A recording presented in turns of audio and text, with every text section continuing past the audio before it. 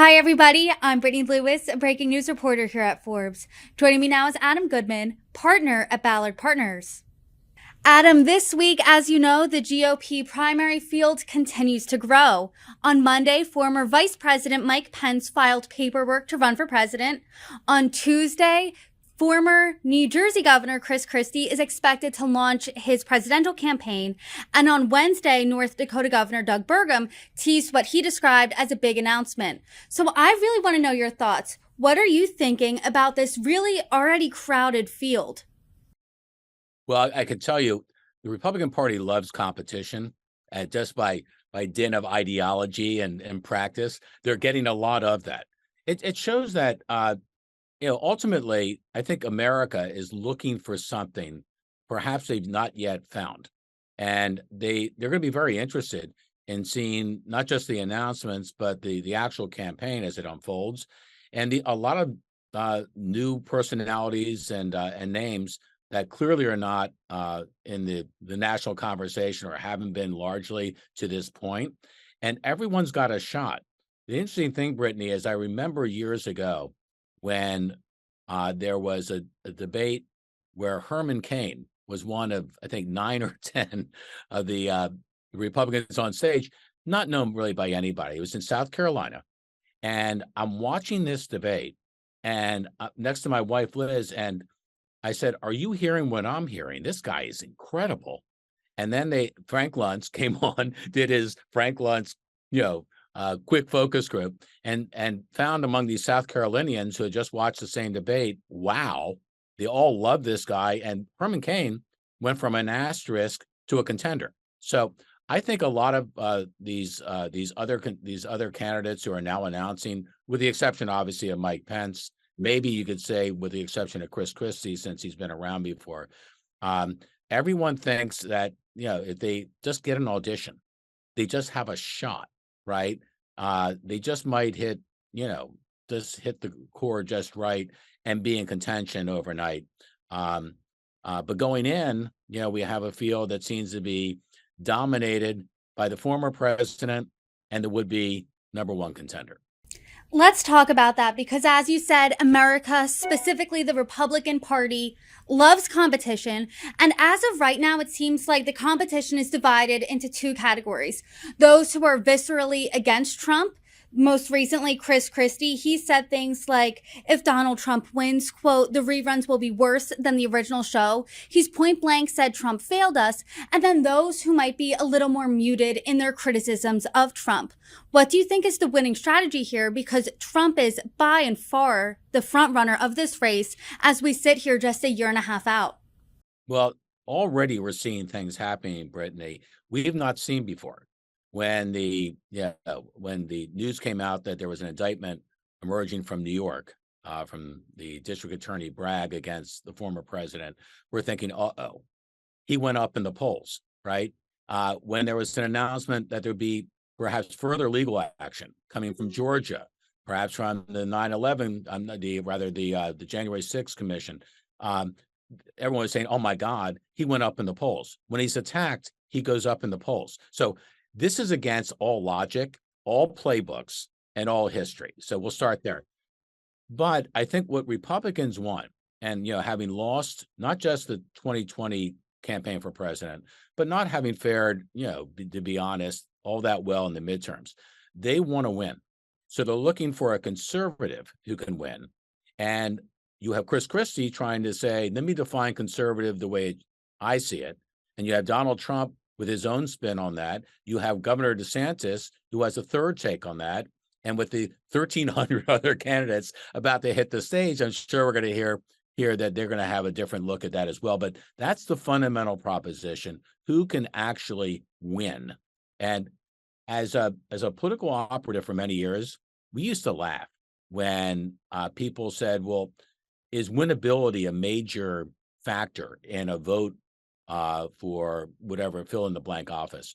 And generally it was not. It wasn't about winnability. It's about the right person for the right times with the right message. Now I think winnability actually is a factor in this party. And that's where I think the former president is going to be, asked often, is he the one to carry the torch all the way through? as will the contenders, who will say, "Look, we think we have a better shot at ultimately getting there in the end," which is what obviously it's all about. I really want to break down everything you just said, but let's start with what you said about the definition of the Republican Party. Trump has his own definition. As you said, Chris Christie has his own. DeSantis is emerging with a third message. What do you think is the current state of the GOP? Do you think the Republican Party right now is sort of having this identity crisis? Do they know who they are? Well, it's a great question. I think the party's in flux, but that's not necessarily a bad thing, because in flux means it's open to all sorts of ideas to come into play. And you've seen the governor from Florida, who's been very strong on some of the cultural themes. He has a record where he took on Disney, who is trying to have a say in the curriculum in K through 12 in Florida. He's taken on those who he feels are somewhat soft on crime. He's taken on those in higher education, frankly, that have made it less comfortable for conservatives or people who are more conservative, whether they be students or parents or teachers, to be a part of that academic family.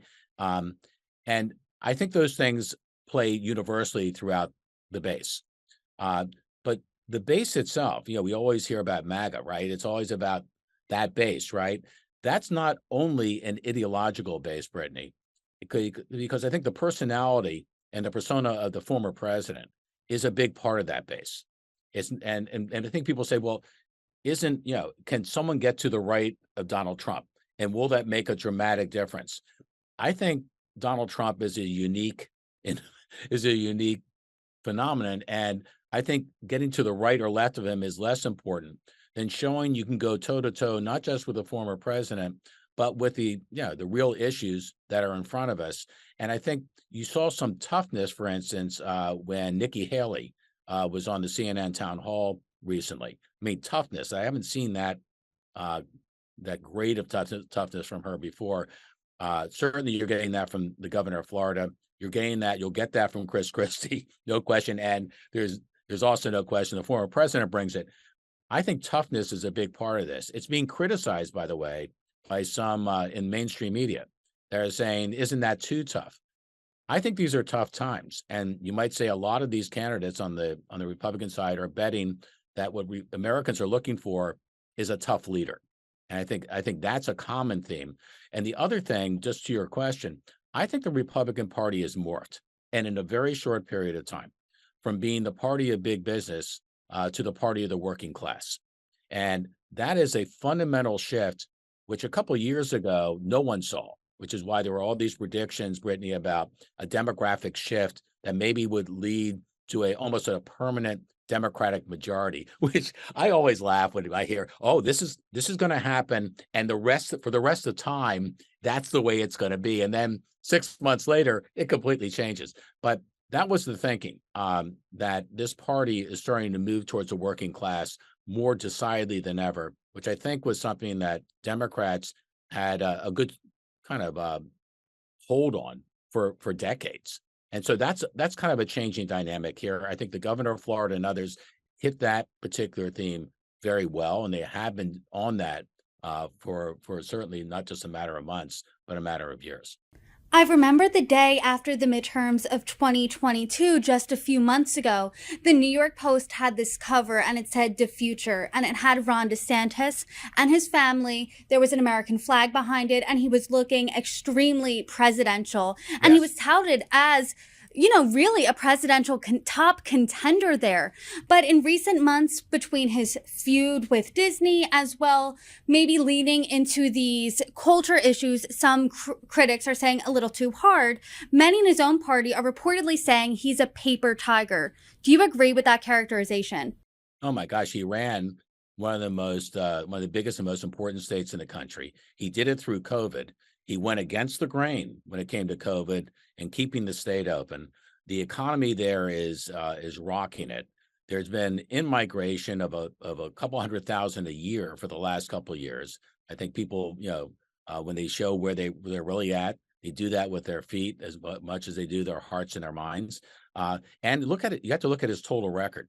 He came out of the box as governor with landmark criminal justice reform, record funding for the Everglades and the environment, record funding for education. He checks all those boxes too, but it's just the last couple of months where everyone's been hearing about more of the conservative bona fides of Governor DeSantis. I can tell you it doesn't play well in some quarters, but in the Republican Party, in the base of the party, I think it plays very well.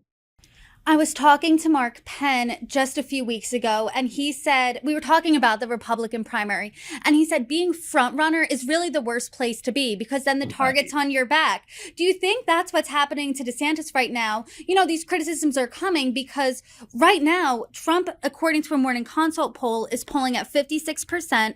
DeSantis is at second at 22%.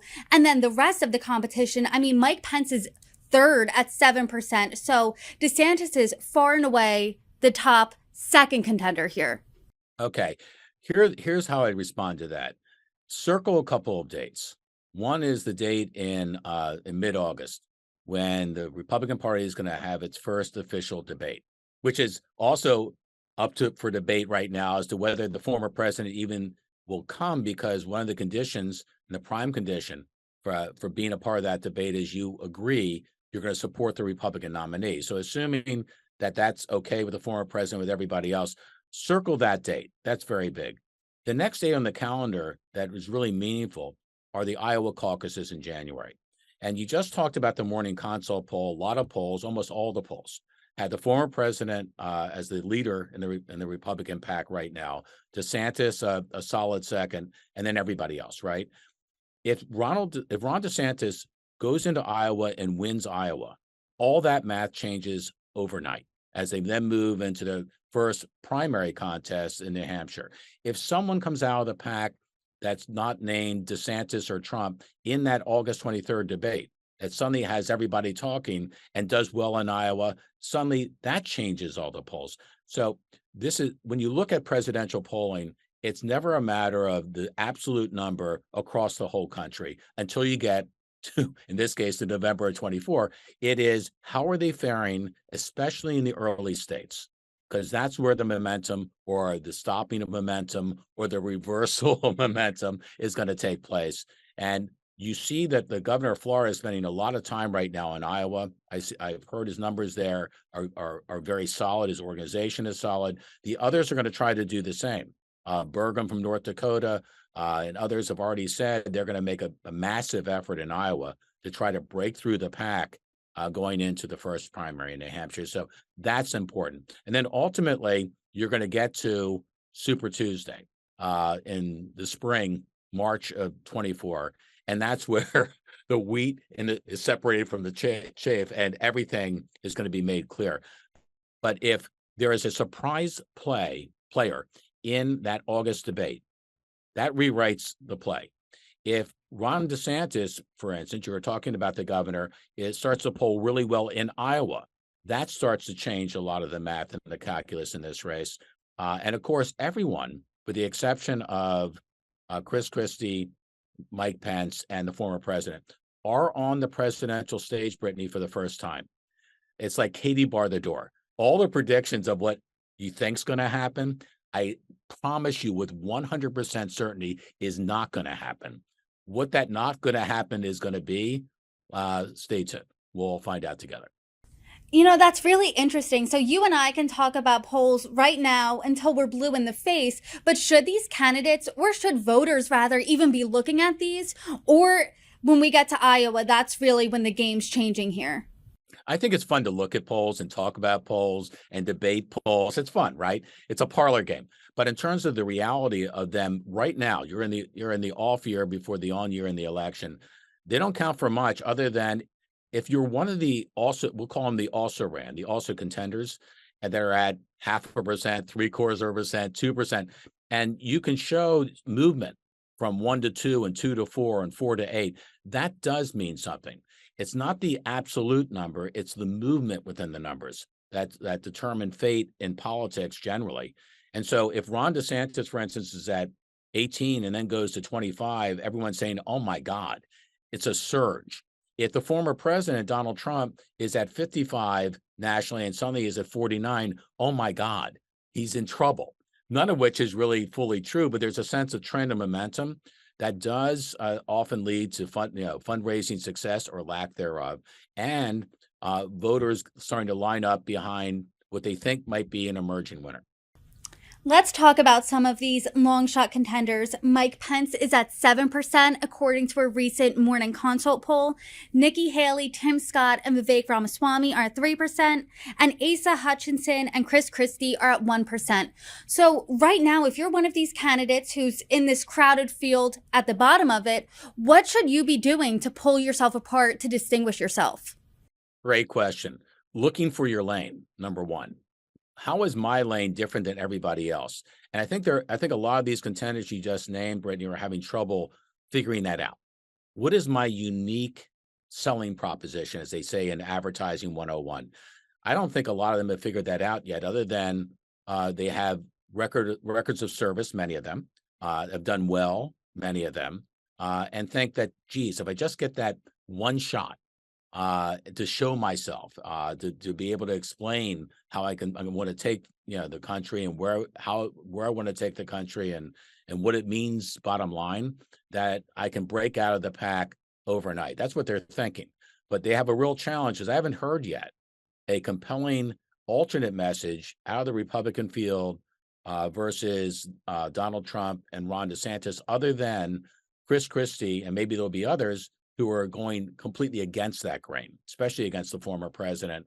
With all due respect to the former governor, who's crossed many bridges and had problems with certain bridges, I think that may be a bridge too far for him and for the others in a field that still is large, in a base that's largely solidified around the former president, and to a lesser extent at this point, Ron DeSantis. It seems like everyone at this time almost needs a tagline to distinguish themselves. Obviously, we have former President Trump. I've heard Ron DeSantis being called Trump without the baggage. Chris Christie's positioning himself as the bully who can take on Trump as a bully. But New Hampshire Governor Chris Sununu said just this week that he is not going to be running, and he said this: "Given where the polls are right now, every candidate needs to understand their responsibility of getting out, and getting out quickly if it's not working." And he wants to help find that non-Trump candidate. Do you think that these candidates will get out? And you mentioned that it is like an audition. Do they need to get out just yet, or wait till it's, their time if they shine? I'm smiling because I love it when someone in elective life gives advice to other electeds about what to do and not to do when they're not in that particular contest. So, but in the case of Governor Sununu in New Hampshire, he's now, because he has, as you said, Brittany, taken himself out of contention as a potential candidate for president. He's a real kingmaker potentially in this field. I mean, if he were to line up, and knowing the governor, if he's going to support anybody in the Republican field, I assume it's going to be late. It's going to be late in the process, like probably after Iowa, as he starts to see how things are starting to move. If that governor, Sununu, were to endorse going into the teeth of the New Hampshire primary, he could have a dramatic impact on who stays and who leaves, right? But in terms of getting out, I mean, we've barely gotten people into the field. So and I think, again, as I said up top, I think people want to see the competition. They want to see what flavors there are out there, if that's not to minimize this at all, and how they feel about it. And that's where I think there still could be a one or many surprises before we're all said and done, from candidates who may be at the sub 1% mark and suddenly have got game. I think things back in 2016 really turned around for former president. Well, he wasn't former president at the time. He was just Donald Trump at the time, when mainstream Republicans started rallying around him. Chris Christie, surprisingly, was one of the first ones back in February of 2016 when he dropped out of the race. Do you think one of these maybe long shot contenders could see that same sort of success if, if Republicans rally around them? Possibly, but we're a democracy, and we become more so through time.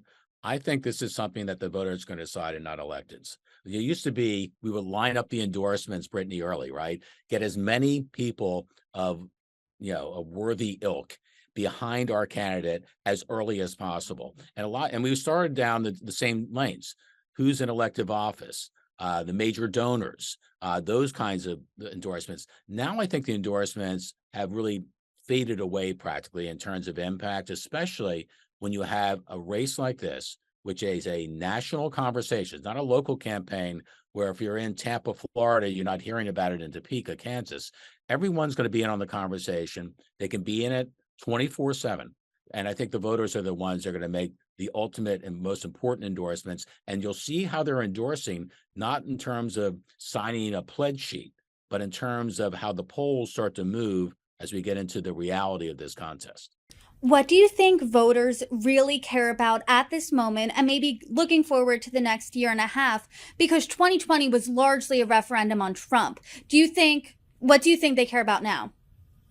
I can tell you what message, we haven't talked about this yet, that really still plays. Uh, and you can argue this out, it's good and bad. It's taking on the system. So Donald Trump took on the system big time in 16. The secret to that win, which has still been underreported, is there was an economic squeeze happening, especially in the middle of the country where wages weren't going up nearly as high, as fast as cost. And people were having trouble making ends meet. He hit that chord solidly and carried that in himself to the White House. I still think, especially in the Republican Party, obviously they're going against an incumbent Democratic president. They are going after the system with reckless abandon. I think you see that still from the former president. You certainly see that from Governor DeSantis, who said in his inauguration speech in Florida for a second term that he's going to take on the bureaucrats in Washington with everything he's got. I think that's still a very salient message, and it's still a driver in this country where polls show that up to 75% of Americans thinking we're headed in the wrong direction. Some think we're falling off the cliff. There's some polling suggesting that we're headed toward a civil war, that we're headed to a major league depression. So when you're into that environment where people are really concerned and fearful, and you look around and say, why is this? I think the system is always an easy and natural target. And because Republicans are the outsiders in this campaign, in other words, they're not sitting there in the White House. They have an ability, or they have the flexibility to go after that particular dynamic, which I think is where the public mood is right now, with total abandon. Donald Trump in 2016, like you said, his main message was, hey, I'm an outsider. I'm not part of what he called the swamp. Do you think it's almost wise if someone kind of, revises that playbook a little bit, but takes most of it and say, hey, I'm not a Washington insider as well? No question, which is why almost every one of the contenders is a non-federal contender. I mean, you have Nikki Haley, former governor. Tim Scott would be an exception to that role. Pence served most of his career in Congress and the Senate. So I think the outsider thing is alive and well. The former president's still talking about that. Again, the governor is still very much focused on that. I think everybody is. And what's interesting, it's really interesting. Donald Trump served as president of the United States for 4 years, and yet he's still using the outsider card. And within the big part of the base, I think it still works for him.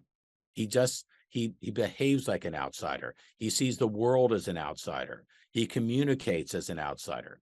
And I think that's powerful. And that's something I think the governor of Florida and others understand and are going at that particular thematic with everything they've got. I want to talk more about voters and something that I saw that struck me. The New York Times just reported this week. Millennials are not an exception. They've moved to the right. Over the last decade, almost every cohort of voters under 50 has shifted rightward. So basically, younger people getting more conservative as they grow up. Does that theme surprise you? No, having grown up somewhat myself. No, I mean, you tend to get more conservative through life. This is not, maybe this isn't the right analogy, but I remember years ago, when former Philadelphia Mayor Frank Rizzo, who was a titan in that part of the world, he said that a conservative is a liberal who was mugged last night. Now, that has to do with crime, but Conservatism, I think, is a reflection of when you have more and more responsibilities in life, you tend to grow, I think, just naturally a bit more conservative. Uh, but the thing that's a counterweight to that, to be fair, is you've got a younger generation who are now voting in bigger numbers than ever before because of mail-in balloting. That has completely changed kind of the math in politics today, where we used to write off, frankly, the under 30 vote for the most part, certainly in the off years. In the presidential years, they were a part of it, but they weren't seriously a part of it. Now they are. But I think so. I think the under 30 crowd, I think that's a dynamic and a demographic that Republicans have to find a way to make more inroads into.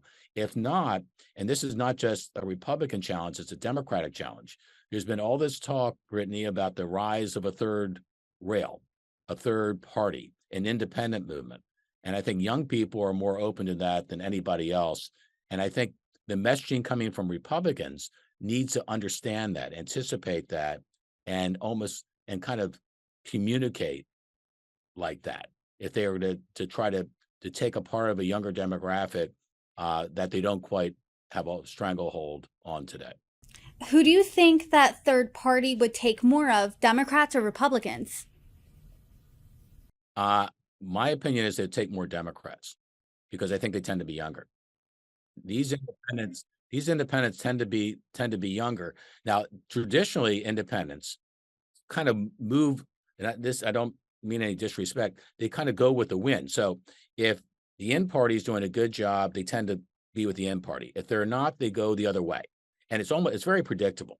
But I think there's a new kind of feeling about independent voting that's starting to take hold in the country, mostly because we, again, as I said earlier in this interview, with 3 out of 4 Americans kind of down the mouth about where we are and where we're going, they're looking for an alternative they've yet to find. Where do you think we are right now? Do you think President Biden has a winnable message? Or do you think that it's a ripe time for a GOP strong contender to really not steal the presidency, get voted in as a president? Great question. If you look at the approval, disapproval numbers of Joe Biden today, of President Biden, they're lousy. They're about the worst in history. And you look at that and say, not a chance. There's no way that someone with those kinds of numbers amid the entire public would be able to survive that. I think he's got one shot to win as we see the race today. I think, again, lots of things are about to happen. His shot is, I call him the default candidate. So if the Republican Party ends up with a nominee that can't close the sale, that there are issues with, there are problems with, that the country is wrestling with. And of course, you're going to have the issues of abortion and immigration and others that were very red hot in the midterms coming back into play again, potentially, especially with the abortion bans in the states, et cetera. And they talk about maybe a national abortion ban. I think that the president's best shot is to do very little other than try to be Mr. Safe, if he can be. Mr. Quiet, Mr. Safe, just do my job. And hope the Republicans don't nominate someone who is energetic, on message, and electorally speaking, on fire. And what should we watch for next? You mentioned that August debate, but between now and then, what should we keep our eyes out for? Well, look at how candidates, Brittany, handled the heat, right? And certainly you mentioned several times the governor of Florida. He's getting his first real test on that stage. There'll be new ones to the presidential stage. I'm interested to see how Burgum does, and Asa Hutchinson, who is a class public leader from Arkansas, had a great run, 2-term run as governor of Arkansas, a traditional conservative, how he fares. And some of the true outsiders, Ramaswamy, I mean, he's fascinating. He may completely go nowhere, or maybe he catches fire. I think any of those can happen. That's why I think between now and that first debate in August, as we now live on social media, right, and Facebook, and of course, not yet banned TikTok, that we're looking for how they handle the moments, and everyone's going to have, is going to be on stage in that way. And I think it's going to shift now from just the governor of Florida to some of these others who for the first time will get a shot at mesmerizing or not the American public. This is definitely one of my favorite subjects. We could talk about it certainly all day. At least I could, I know that. So I hope you join me soon and we can rehash any new updates that I'm sure will happen. Adam Goodman, thank you for joining me. Great to be with you.